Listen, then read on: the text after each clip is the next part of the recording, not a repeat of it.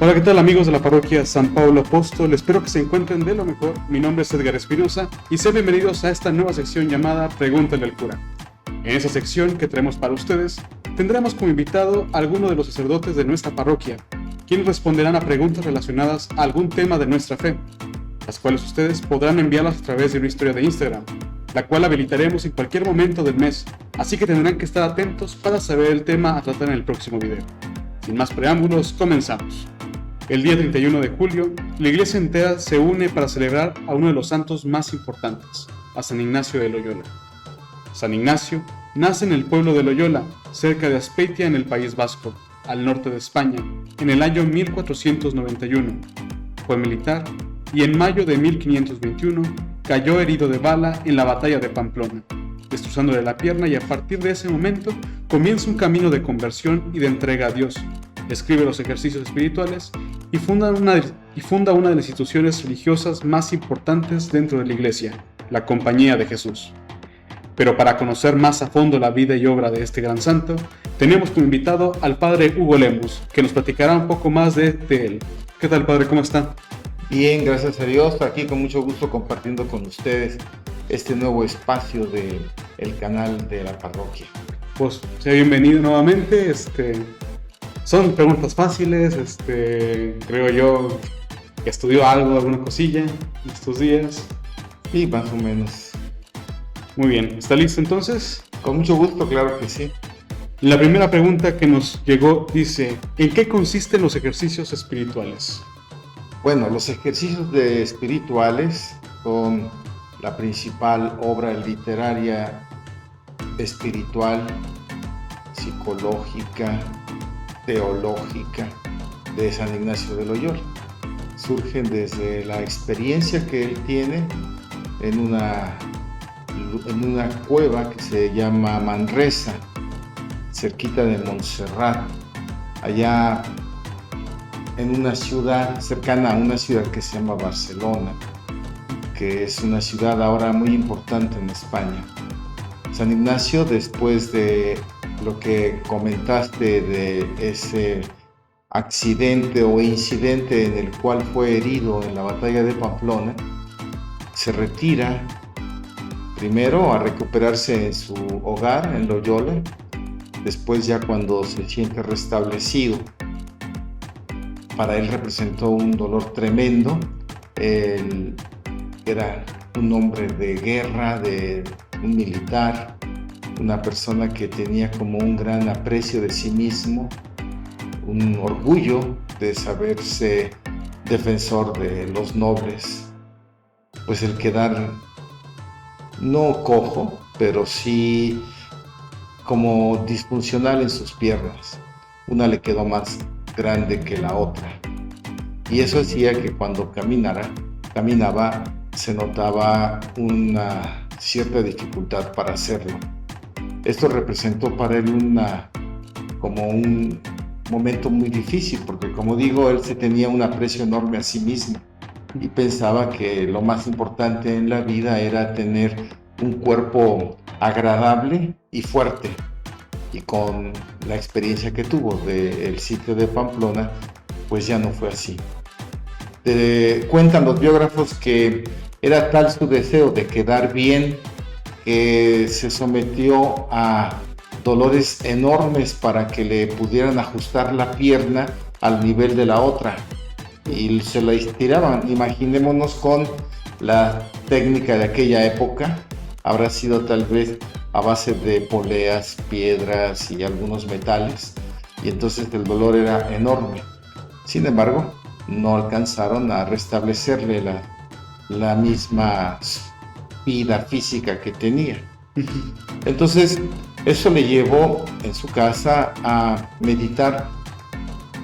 Él había pedido que le dieran unos libros de caballería, que era lo que le gustaba, para pasar el rato mientras era la recuperación.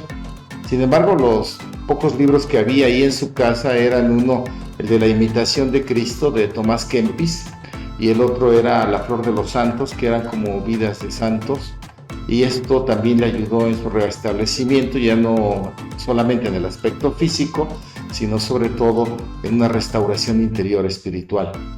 de tal manera que cuando termina ese proceso de recuperación, decide cambiar los hábitos de militar por los hábitos de mendigo y se va en una experiencia de conversión a esa cueva de Manresa, ya con una presentación diferente. A San Ignacio se le llama el peregrino porque es un caminante constante. No solamente caminante en cuanto que se desplaza de un lugar a otro, sino también caminante en el sentido espiritual. No está establecido, sino que va caminando con decisión hacia los objetivos que se va presentando. Es precisamente en ese año de soledad, es todo un año, en el que San Ignacio está en la cueva de Manresa. Dicen sus biógrafos que ese año está como, por así decirlo, identificado con 3 etapas en las que podríamos distinguir. La primera, como de serenidad y fervor. Él ya está convencido de que necesita una nueva vida y esa aproximadamente dura 4 meses del año. En esa etapa se confiesa, es una confesión general de 3 días. También hace guardia, como hacían los caballeros de la Edad Media, para recibir las armas para defender a su Señor. Ahora va a defender al Señor del cielo, ya no va a defender al Señor de la tierra, que se muere, sino alguien que viva para siempre. Y ese como hacer guardia ante las armas que va a recibir, tiene un lugar especial ante la imagen de Nuestra Señora. San Ignacio es un fervoroso devoto de la Virgen María y ella le va a ir como allanando el camino. Después de esta etapa de serenidad y fervor, hay una en la que él experimenta muchas agitaciones interiores y escrúpulos y se siente muy triste, se siente como abandonado, siente que no va a ser capaz de salir adelante y todo eso lo va escribiendo. Va escribiéndolo en unas pequeñas hojas donde va haciendo sus apuntes. Y ya lo que propiamente son los ejercicios es la parte final de ese año, donde él experimenta grandes ilustraciones divinas, de tal manera que todo eso lo va a plasmar en su famoso librito de los ejercicios. Los ejercicios de San Ignacio no son una teoría que se expresa, sino una práctica que se manifiesta. Él vive primero los ejercicios y después escribe. El gran aporte de este pequeño opúsculo no es tanto literario, no es tanto de grandes avances científicos, sino es la experiencia de una vida de conversión, que él la ubica en cuanto a una metodología de 4 semanas, que implica hoy lo que sería un mes, pero no es de 4 semanas cronológicas, sino de 4 etapas de interiorización en la que la persona va presentándose a sí misma distintas opciones y donde también va aprendiendo a hacer un discernimiento de espíritus, de tal manera que puede distinguir cuando aquello que está experimentando viene de Dios y cuando viene del mal espíritu. Los ejercicios a lo largo de los siglos, estamos hablando del siglo XVI y ya estamos en el siglo XXI, pues han dado muchísimos frutos a la Iglesia, principalmente a la congregación fundada por San Ignacio, a la que se le llama jesuitas o Compañía de Jesús. Pero ha sido un instrumento alabado por todos los papas y que de alguna manera se sigue experimentando en las distintas comunidades de la Iglesia.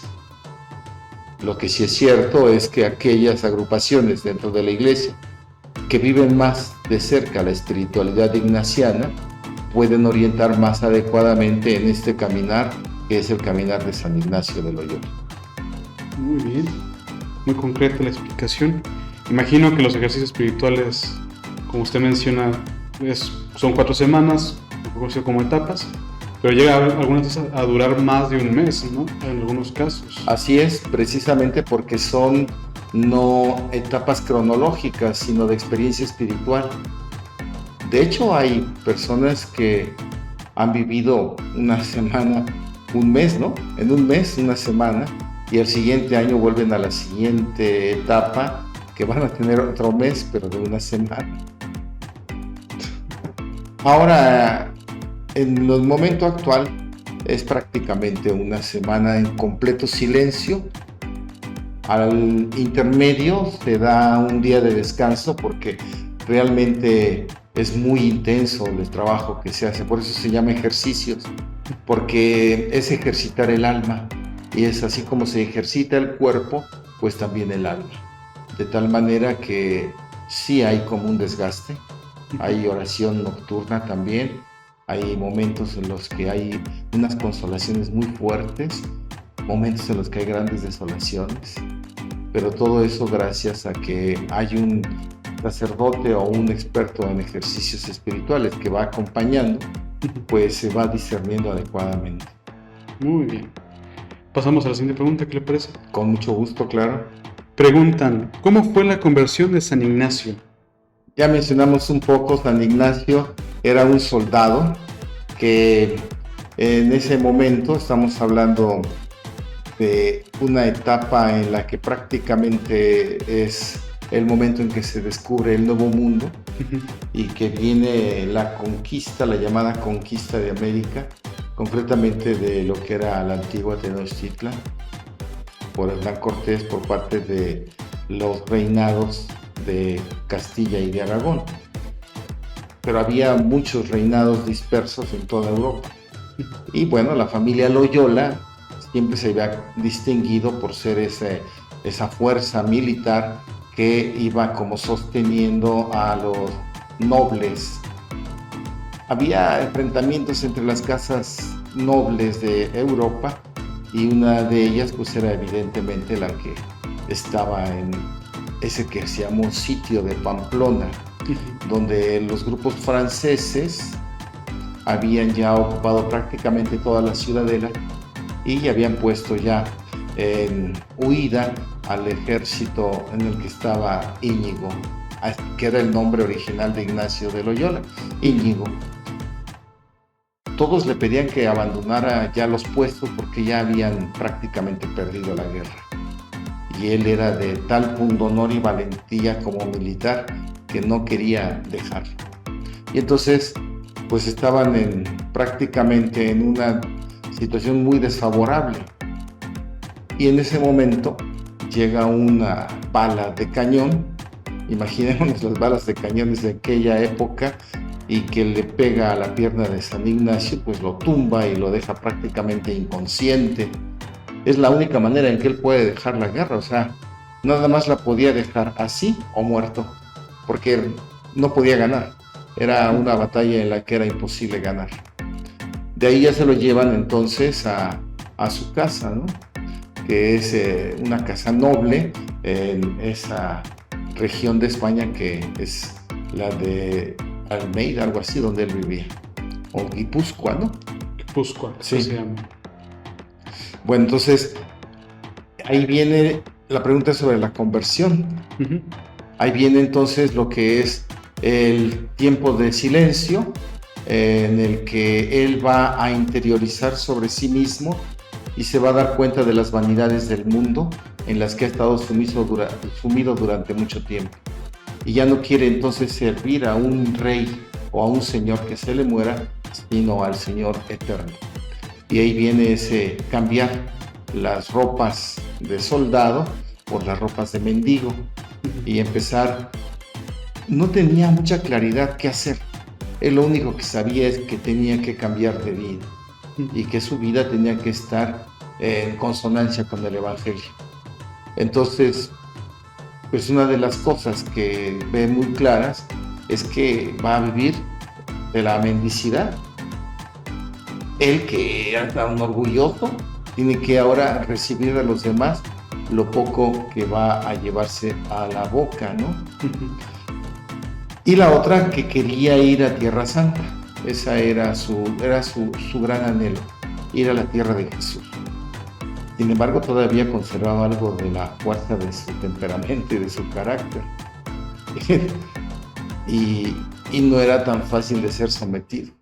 Él tuvo que luchar mucho contra esta tendencia a, no sé si sea cólera o sea mucho afán de justicia, pero estaba ahí como mezclado junto con el orgullo, ¿verdad? Entonces San Ignacio, en ese silencio, viene en su primera etapa de conversión y prácticamente lo que son los ejercicios espirituales que vive personalmente son los que van a marcar ya una conversión ya definitiva. Bien. Según los biógrafos, más bien en el libro del Peregrino, creo que el biógrafo es González Cámara, menciona una visión que tiene de San Pedro en un momento de su convalecencia y que le ayuda a recuperar su salud. Y que también, creo que dice también este mismo autor, que él rezaba mucho a la Virgen María, en especial la de, no sé si sea la de Aránzazu u otras de las que eran muy cercanas a donde él vivía. Sí, a la Virgen de Aránzazu, incluso hace él una peregrinación a ese santuario. La Virgen María va a tener una presencia muy especial en la vida de San Ignacio y también en la vida de la Compañía de Jesús, de tal forma que Ignacio no se entiende en su práctica de cristiano, de vida religiosa, sin esta compañía maternal de María, ¿no? Y también obviamente de los santos a los que con constancia y frecuencia le solicita su intercesión para poder tomar decisiones y poder vivir en este deseo de conversión. Muy bien. Siguiente pregunta. Nos dicen, ¿cuánto fue el tiempo que estuvo redactando los ejercicios espirituales? El tiempo que tarda en escribirlos no se sabe exactamente, porque lo que sí se sabe es el tiempo en que los vive en esa soledad de Manresa.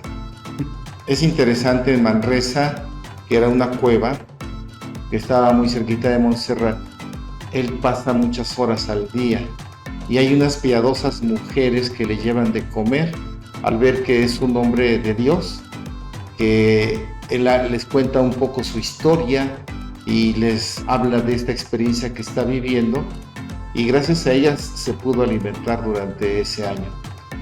El tiempo ya de escritura, pues algunos consideran que durante ese año empezó a escribir, pero no termina el libro de los ejercicios con la experiencia, sino que este se va incrementando con el tiempo. Hay unas como apartados en el libro que se llaman anotaciones. Esas también van surgiendo con tiempo después, desde la propia experiencia de compartir los ejercicios a otras personas. Por eso la novedad de los ejercicios de San Ignacio está en lo que se llamaría la devoción moderna, en la que hay un trabajo muy fuerte de la persona que quiere ser espiritual, ¿no? Y este acompañamiento, yo creo que esa es la gran aportación del acompañamiento, de tal manera que los ejercicios se podían hacer mientras las personas estaban desarrollando su trabajo normal de cada día. Dedicaban un tiempo a hacer la oración y a platicar con él. Así es como los primeros miembros de la Compañía de Jesús en la Universidad de la Sorbona van haciendo sus ejercicios espirituales directamente con San Ignacio. También creo que se comentó alguna vez que creo que los mismos biógrafos comentan que también tuvo problemas con las autoridades eclesiásticas ante una novedad tan grande que eran los ejercicios, que él había escrito, como que presionó tanto que tuvo algún pequeño inconveniente con ellos y de revisión de los ejercicios, ¿no? Sí, así es, le dieron 2 meses de fresco bote, como decían en el pueblo, o sea, 2 meses de estar en la cárcel por la Santa Inquisición. Se pensaba que él estaba difundiendo herejías y que esto de la devoción moderna como que tenía algunos puntos oscuros de doctrina. Él se defiende, explica qué es lo que está enseñando y queda libre. Eso es bien interesante porque eso no hace que pierda su amor y su obediencia a la iglesia. Él sabe que son hombres los que lo están juzgando, que no tienen la suficiente información o que la tienen tergiversada. Y él con toda claridad y sencillez se defiende y puede salir libre de este tribunal.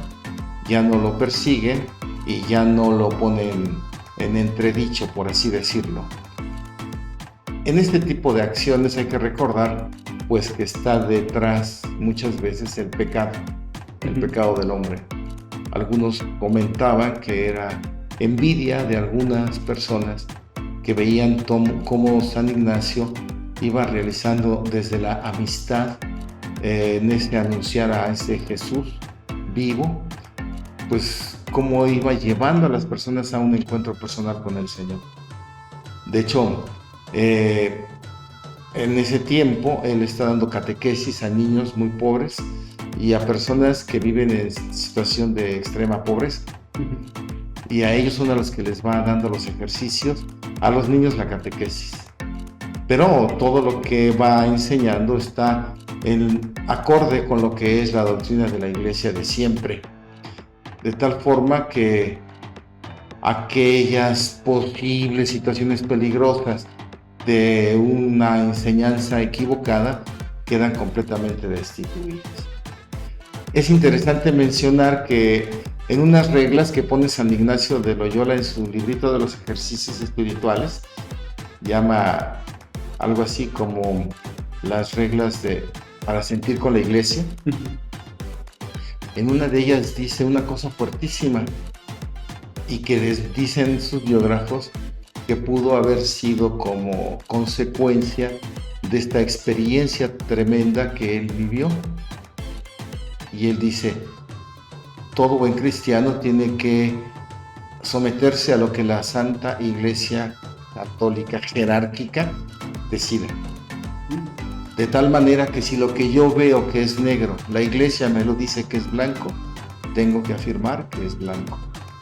O sea, una docilidad total a lo que la Iglesia mandara. Eso es muy interesante. Y eso distinguió a los jesuitas durante mucho tiempo. Por eso le decían que el encargado de los jesuitas a nivel mundial, que le llaman prepósito general, que ahora pues es un latinoamericano, todos sabemos, es un venezolano, el superior general de los jesuitas. Ese le llamaban el Papa Negro, porque decían que tenían tanta presencia los jesuitas en el mundo, que es como si tuvieran un papa para ellos. Lo que el papa su jefe, les dijera, ellos lo iban a realizar. Y también hay una anécdota muy interesante en esto de la obediencia.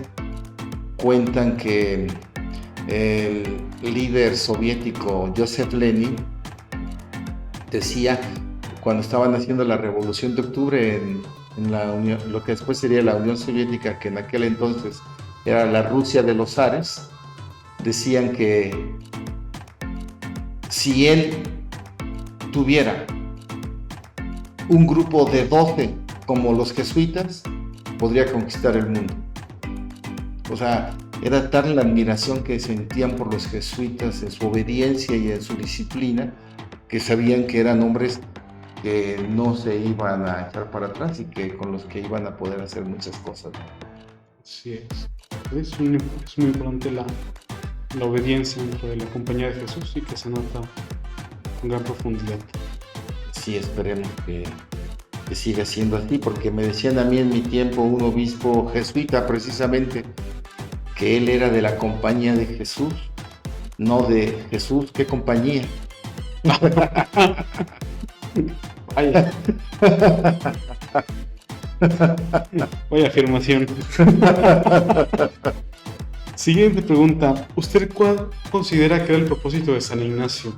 Con toda su obra, ¿cuál es el propósito fundamental que él tenía dentro de la Iglesia? Pues para decirlo así en pocas palabras, estaba en las letras que distinguen a la compañía de Jesús, AMDG, ¿no? Ad Majorem Dei Gloriam. Todo para la mayor gloria de Dios. Y obviamente que en esto está la conquista de las almas para que se conviertan al Señor. Está el hacer cercana la posibilidad de la santidad a las personas. Y evidentemente, aunque San Ignacio no lo lleva a cabo en su tiempo, pues se ha visto a lo largo de la historia que muchos jesuitas han acompañado el proceso de la transformación social para mejorar la vida de las personas. Precisamente en aquellos lugares y ambientes donde haya pues la práctica de la injusticia o de la opresión, del reinado de la mentira, de buscar cómo aprovecharse de los demás para lograr puestos de poder, etc. En resumidas palabras, yo digo que es todo para la mayor gloria de Dios y el provecho de las almas, de tal manera que su apostolado es universal, a diferencia de otros santos fundadores que vieron como una muy grande particularidad en su carisma, ¿no? Por ejemplo, los franciscanos acogen al Señor pobre en los humildes y sencillos. A los camilianos, que de San Camilo de Lelis, pues descubren la presencia de Jesús en los enfermos. Y así, en cambio, San Ignacio y compañía de Jesús, como que es muy abierto el abanico, o sea, incorpora a todas las maneras de vivir, aunque también es de mencionar que se dedicaron desde el principio muy especialmente a la educación. Fundaron universidades, escuelas, colegios, fundaron seminarios y apoyaron la formación de sacerdotes y todo lo que estaba relacionado con la formación de la conciencia y de los líderes cristianos. Esto lo hemos visto aquí. Pues dolorosamente en Chihuahua, pues desapareció el Instituto de Ciencias, que dicen que es donde está el plantel número 1 del Colegio de Bachilleres. Ahí ese era el famoso Instituto de Ciencias regional de los jesuitas, pero ya no existe. Y hay todavía en México universidades jesuitas. La más famosa es la Universidad Iberoamericana, pero está en Guadalajara el Instituto Tecnológico de Estudios Superiores de Occidente, el famoso ITESO, y están distintas universidades iberoamericanas a lo largo y ancho del país. Hay colegios también todavía que siguen regentando, y eso es algo que surgió también en los primeros años de los jesuitas. Tanto la fundación de colegios y universidades como la realización de misiones. Los jesuitas llegaron hasta China, o sea, lugares que prácticamente nadie exploraba. Para los jesuitas eran tierra de misión y de conquista para Cristo. Entonces, esto entra perfectamente en estas dos finalidades, para la mayor gloria de Dios y para el provecho de las almas. Una gran obra la que tienen los jesuitas por todo el mundo. Sí, definitivamente hay que darle gracias a Dios por esta obra que suscitó hace cerca de 5 siglos, ¿no? Así es. Y bueno, llegamos a la última pregunta, que preguntan sobre el fallecimiento de San Ignacio. ¿Qué comentan los biógrafos que sucedió en sus últimos días? Pues San Ignacio era un hombre muy trabajador. Él no le gustaba quedarse en cama. Cuando sentía algún malestar, buscaba resolverlo lo más pronto para no dejar de hacer el trabajo que realizaba. Una de los grandes apostolados de San Ignacio era escribir. Él escribió infinidad de cartas. La persona que le escribía tenía la certeza de que él iba a contestar. Siempre contestaba. Y a los hermanos de la Compañía de Jesús, que él enviaba a lugares de misión o que tenían alguna misión muy especial o que pasaban por momentos de tribulación, les escribía también dándoles consejos. Entonces los últimos días de San Ignacio son días de escritura, de orientar un poco o recapitular más bien lo que se había logrado hasta entonces en la Compañía de Jesús, que ya había sido aprobada por el Santo Padre y que muchos reyes cristianos pedían su apoyo para que trabajaran en sus reinos de distintos lugares, ¿no? La muerte de San Ignacio es también una muestra de su sencillez, de su espíritu de fe, de su obediencia. De hecho, una de las cosas que más llaman la atención a sus biógrafos es que un poco antes de morir pide confesión. Él se reconoce un pecador. Él no puede irse de esta tierra sin confesar sus pecados. Y muchas veces cuando él confesaba sus pecados, lloraba por recordar aquello en lo que había ofendido al Señor. Era el famoso don de lágrimas que él tenía. Y otra de las cosas que llama también la atención es que al superior de la casa donde él estaba, que era en Roma, le pide permiso, dice el anecdotario, le pide permiso para morir. O sea, ya se sentía que estaba a punto de fenecer, pero no se quería ir sin la anuencia del superior de la casa, precisamente en esta docilidad obediente a quien gobierna, ¿no? Entonces San Ignacio muere como vivió, trabajando, y muere como deseó vivir, en comunidad. O sea, él no es una isla, sino es miembro de una gran compañía de hombres que han decidido seguir a Jesús en la práctica de la amistad con él, ¿no? Y pues la otra, que muere como verdadero religioso. No es simplemente un sacerdote y ya, sino que es sobre todo un religioso sacerdote. Pues bueno, este día de San Ignacio pues tocará pedir mucho por la compañía y también por ustedes, los siervos de Jesús, que es su patrono, para que los siga acompañando en su misión. Sí, nosotros tenemos esta bendición de tener como espiritualidad propia, que no es exclusiva ni excluyente, la espiritualidad de los ejercicios de San Ignacio. Y creo que ha sido una bendición para nuestra comunidad descubrirlos, o más que nada, redescubrirlos. Porque yo me acuerdo que cuando empezamos esto hace 50 años, estábamos como inquietos por dar ejercicios espirituales, pero pues no sabíamos mucho. Y seguíamos un librito que había de aquel entonces, que era una explicación de cada una de las meditaciones ignacianas, que había escrito un padre jesuita español, que era el padre Orá. Todavía por ahí hay algunos ejemplares de ese libro, y en ese nos basábamos para dar unos ejercicios de 3 días. Empezábamos con jóvenes universitarios, viernes por la tarde, todo el sábado, y el domingo por la tarde terminábamos. Pero éramos puros estudiantes los que hacíamos eso, y de San Ignacio y los ejercicios no sabíamos mucho. Conforme fue pasando el tiempo y fuimos creciendo como comunidad, esa referencia estaba ahí, pero no se practicaba mucho. Y fue un poco después cuando se redescubre y que puede llegar a plasmarse en nuestras constituciones, que son las que están actualmente vigentes. Ahí se plasma con muchísima claridad que nuestra espiritualidad es la espiritualidad de los ejercicios de San Ignacio. Pues muy bien, padre. Pues muchas gracias por haber aceptado nuestra invitación de poder venir aquí a esta sección de Pregúntale al Cura. Esperemos tenerlo más aquí pronto en otro video.